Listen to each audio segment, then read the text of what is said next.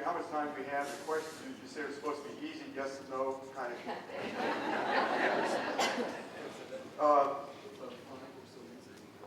We have 5 or so minutes for questions. Any questions or comments? Yeah. Could you say something about the first 100 days?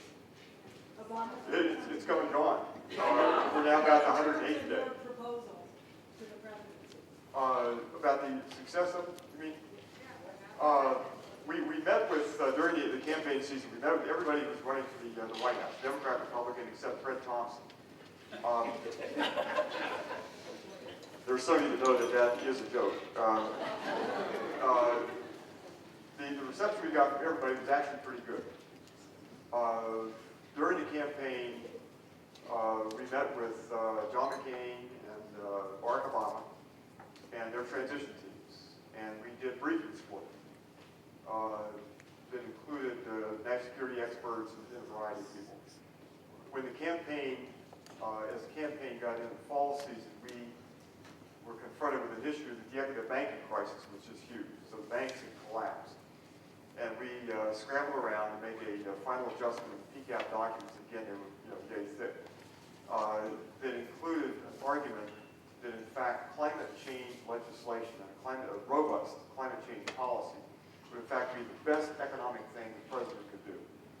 And there are lots of ways in which that's true. Obviously, if you're auctioning off the permit to release carbon, you have the revenue stream, and we estimated somewhere around $150 billion to upwards of $300 billion, depending on where the price of fuels would be and the use rate. So we had to make that adjustment. We were told later that the document was regarded widely, and we were not the only people obviously pushing on the president. There were just lots and lots of groups doing this. We were allied with almost all of them. Our focus was on the first 100 days. So we had officially expired at the end of April. Our project was over. We're off doing other things.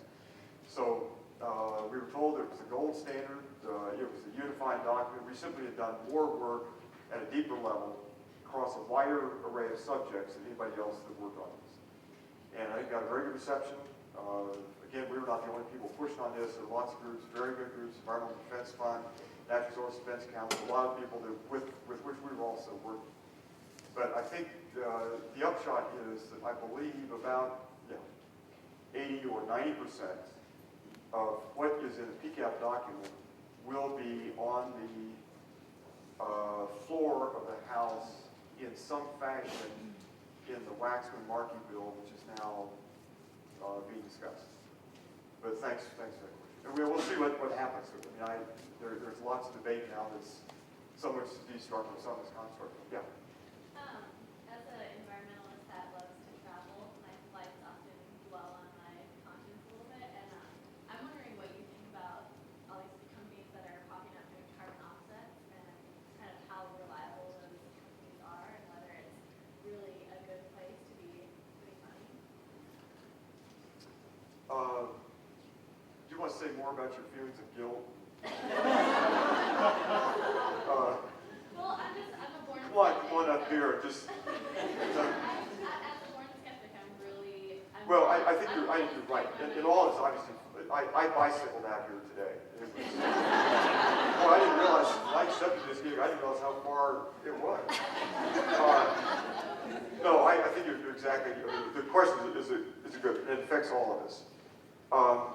What we have said locally in the third part of this talk is that offsets need to be local, where you can check them out, you can measure them, you can see them.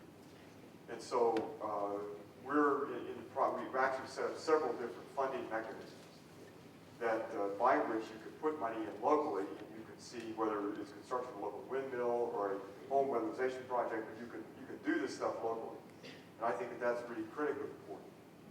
I am like you, and your skepticism is entirely justified. It may or may not always be accurate, but the skepticism is certainly justified in putting money into forestry planting someplace else. You don't know, did the trees get planted, did they survive, will they survive, the drought hits that particular region, and so forth and so on. So I think this is a really good opportunity for somebody handed me a $25 Calgary bill. Here, that was my reward for coming out here. But the point of local currencies is attitudes, like local offset mechanisms is, you all participate in it, you can all see it. And then it gives a chance for, let's say, your students, if you happen to be a teacher or are a student, to create local economies that really do work. And by and large, they are very robust economies. We've known this for a century or longer, or well longer than that. So yeah, your skepticism is well founded. And I mean, I'm not knocking carbon offset companies and people who do this, but for my part, I prefer to know exactly where my money goes, and I can measure it and see what the effects are. How do we engage countries like India and particularly China in this dialogue, given that China's already probably doing more in terms of renewables than we in North America do? That's what one hears. I can't speak for you in Canada. My sense is, I mean, speaking now we're on the Guild. My sense is the United States has got to play the key role here. We're the largest, until China passes 2 years ago, we're the largest emitter. And by historical standards, we are the biggest emitter. Something like was 23 or 24% of the carbon present in the atmosphere is from U.S. origins. And so my response about China is twofold. One is that the U.S. will be totally unconvincing until it develops its own robust climate policy that begins to start that trend downward as rapidly as possible. People simply aren't going to pay attention to us. And I've heard the same from Chinese officials. The second part of this is to say that there is a fairly well-publicized secret initiative with China at the present time. There are backdoor conversations going on with Chinese officials about a U.S.-Chinese collaboration that would go beyond, well beyond Kyoto, probably well beyond what's being contemplated at Copenhagen in December. So I think stay tuned on it. But for my part, as a U.S. citizen, we have to change radically. And I think that change is the biggest change we could make in the world attitudes about carbon. So I think that China will come along. And I've been told that China is less of a problem than, say, India is on this for a number of reasons.